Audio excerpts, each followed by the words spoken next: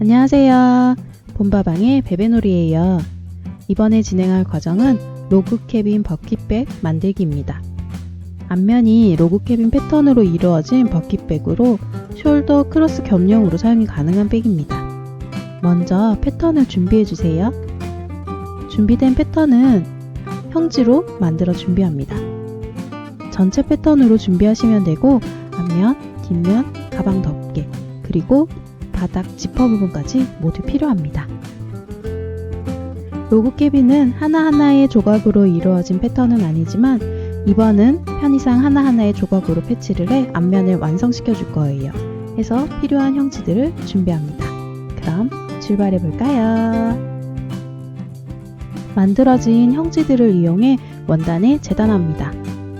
원단의 뒷면에 사방 시접 1cm의 여유를 두고 재단한 뒤 잘라 준비하고 베베놀이의 경우는 원단의 배열을 두 가지 패턴으로 했어요. 먼저 영상에서 중심에 위치한 원단 4가지를 바느질해 줍니다.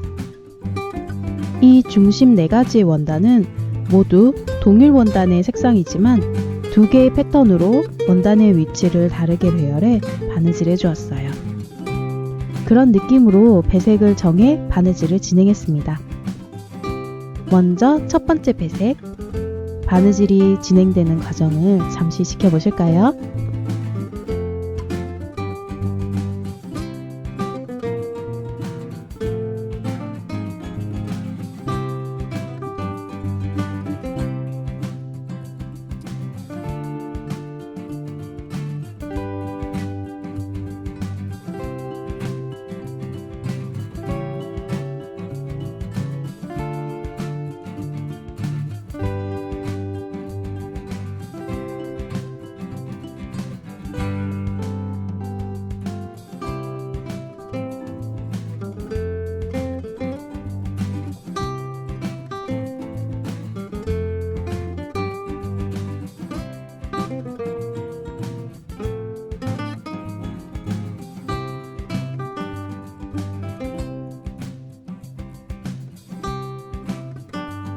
이렇게 준비된 중심 패턴입니다. 이 패턴은 같은 원단으로 배열만 바꿔서 동일한 모양으로 여러 개를 준비하는데요. 필요한 총 수량은 9장입니다. 9장의 중심 패턴을 만들어서 준비해 주세요. 준비된 중심 패턴에는 나머지 로그 캐빈 조각들을 연결을 시켜줄 거예요. 어떻게 연결이 될 건지 배열을 해본 뒤에 물론 앞면보다는 뒷면이 훨씬 좋습니다. 각각 하나씩 연결을 해주는 거예요.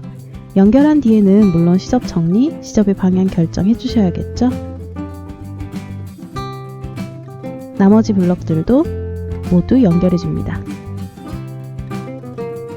이렇게 하나의 블럭으로 완성이 되었어요. 이러한 로그 캐빈의 블럭들을 중심 패턴에 맞춰서 각각 만들어서 준비를 해주는 거예요. 동일한 중심 패턴도 방향을 바꾸면 또 다른 느낌으로 완성할 수 있습니다. 그런 식으로 섞어서 바느질을 진행해 주었고요. 나머지 중심 블럭에 해당하는 원단들도 같은 방법으로 연결을 해주시면 돼요. 총 9장을 만들어 줍니다.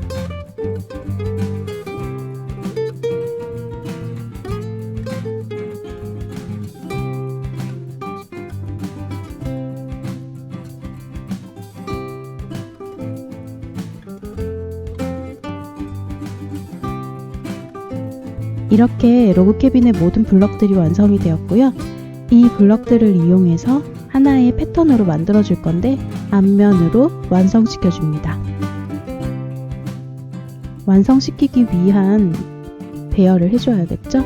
어떤 식으로 배열을 하는 게 가장 잘 맞는 배색이 될지 먼저 앞면의 상태로 배열을 해본 뒤에 하나하나씩 연결을 해주시면 훨씬 예쁜 패턴으로 완성할 수 있습니다.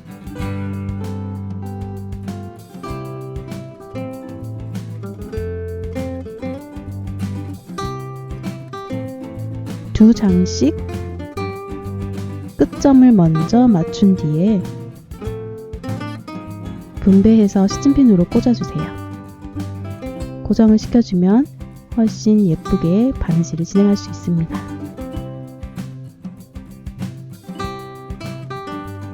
바느질을 할 때는 앞선과 뒷선이 잘 맞는지 꼭 확인하셔야 돼요. 그래야 하나하나의 블럭들이 모양이 흐트러지지 않게 완성할 수 있습니다. 그럼 베베놀이가 바느질하는 과정 잠시 지켜보실까요?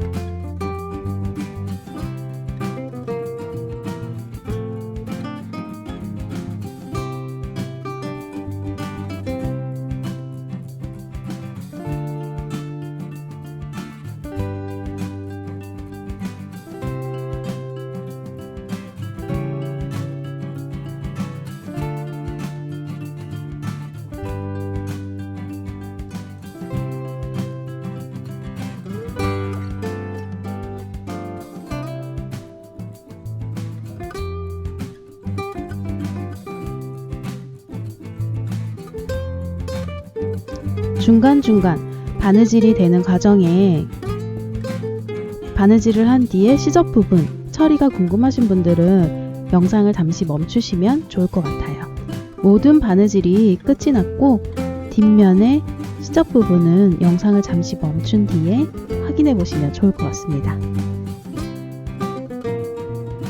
앞면에 로그 캐빈이 끝이 났다면 위아래 양옆에 패턴들을 준비한 뒤에 한 장씩 바느질을 해주세요. 이렇게 전체 앞면이 끝이 났어요. 준비된 앞면, 뒷면 모두 퀼팅 솜을 접착해 준 상태이고요. 그리고 바닥. 뒷면과 바닥은 통일감 있게 동일 원단으로 진행을 했습니다. 퀼팅을 진행하기 전에는 퀼팅 라인을 그려주어야겠죠? 퀼팅 솜 접착 그리고 퀼팅 라인 그리기. 앞면의 경우는 위쪽에 1cm 간격으로 라인을 그려주면 끝입니다. 나머지 부분들은 바느질 선을 따라서 퀼팅을 해줄 거고요. 뒷면의 경우는 2cm 격자 퀼팅을 선택했어요. 격자 퀼팅을 그리는 방법 잠시 지켜보실까요?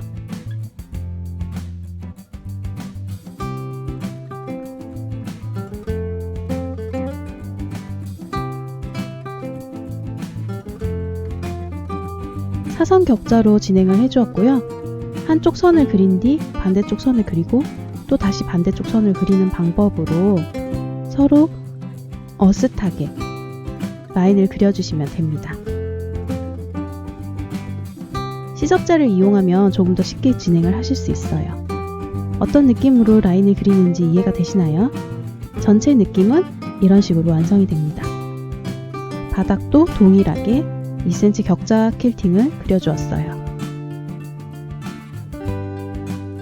앞면 퀼팅하는 과정을 잠시 지켜보실 건데 먼저 어떤 순서로 바느질이 되는지 그 순서를 파악하는 게 제일 중요합니다. 퀼팅을 할 때는 보이는 땀이 1, 숨은 땀이 2, 1대2의 비율로 진행하는 게 가장 좋습니다. 이런 식으로 바느질 선을 따라서 퀼팅을 할 때에는 시접이 넘어가지 않은 쪽, 시접이 없는 쪽으로 바느질을 해주는 게 가장 좋습니다. 그럼 베베놀이가 진행하는 퀼팅 잠시 지켜보실까요?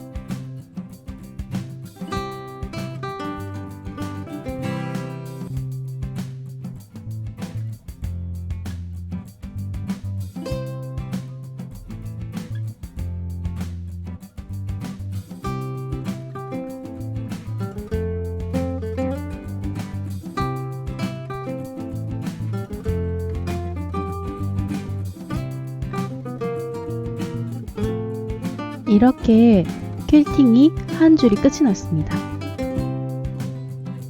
뒷면으로 보시면 이런 느낌. 하나하나의 블럭 중 첫 번째 줄을 바느질해 주었어요.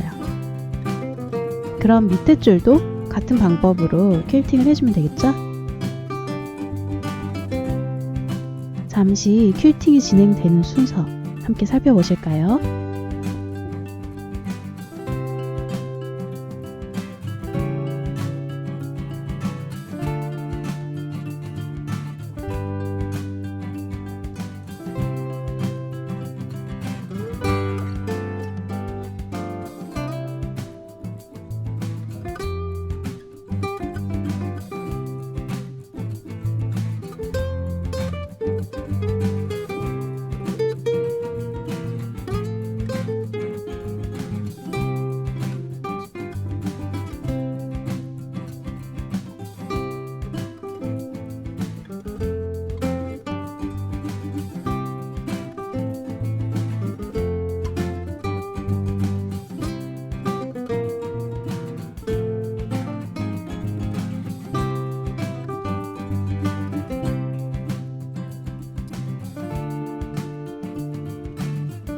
이렇게 하나하나의 블럭들에 대한 큰 틀을 먼저 바느질을 해주었습니다. 그리고 블럭 하나하나에 작은 패치들, 이 패치 부분들도 바느질 선을 따라서 전체 퀼팅을 해줄 거예요. 그럼 그 퀼팅이 되는 과정 잠시 지켜보실까요?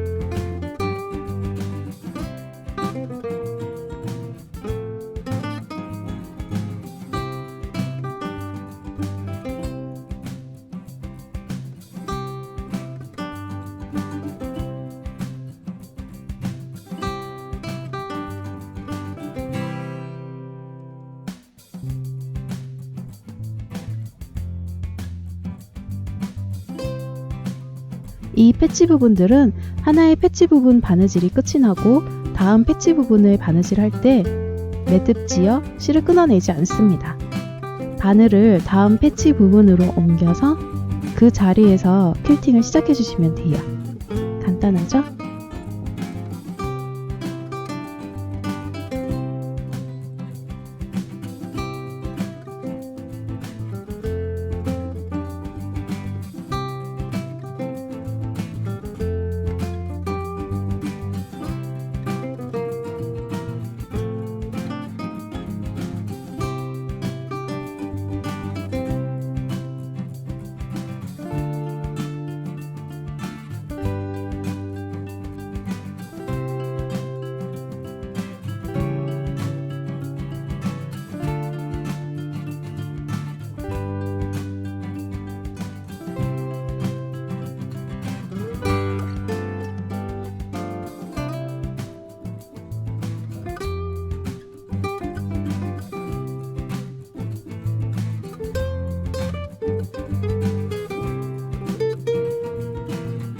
이렇게 하나의 블럭 퀼팅이 모두 끝이 났어요. 가장자리 그리고 안쪽에 바느질된 패턴까지 모두 퀼팅 작업이 끝이 난 상태이고요. 나머지 부분들도 동일한 방법으로 퀼팅을 진행해 주었어요. 뒷면을 보면 빠짐없이 퀼팅이 된 게 확인이 되시죠? 이제 뒷면과 바닥 퀼팅하는 방법을 잠시 지켜보실까요? 격자 퀼팅의 경우는 X자를 먼저 만드는 게 중요합니다. 직선 퀼팅의 경우는 C자를 만들고요. 격자 퀼팅의 경우는 X자를 만들어줍니다. 먼저 X자를 만들어주기 위해서 중심선을 먼저 찾아주는데요. 이 중심선은 큰 X자를 만들어주는 게 중요합니다. X자를 만들어주면 원단이 울거나 틀어지는 것을 방지할 수 있어요.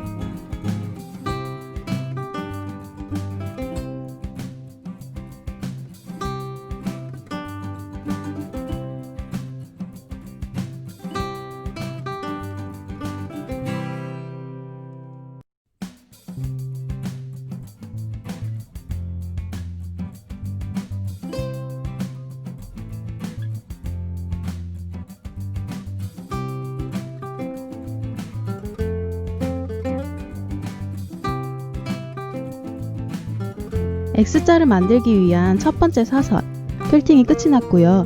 이제 반대쪽 사선 똑같은 느낌으로 퀼팅을 진행해 주시면 됩니다.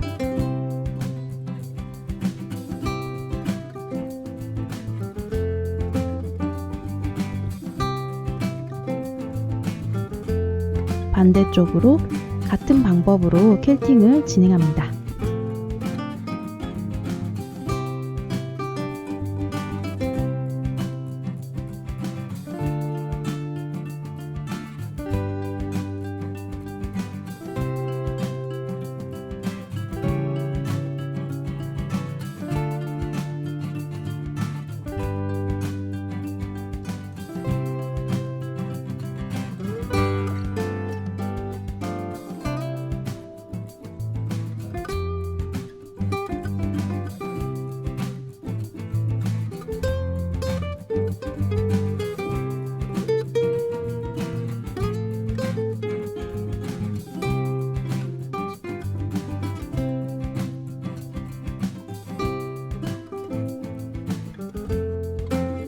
이렇게 X자를 만들어 주었는데요.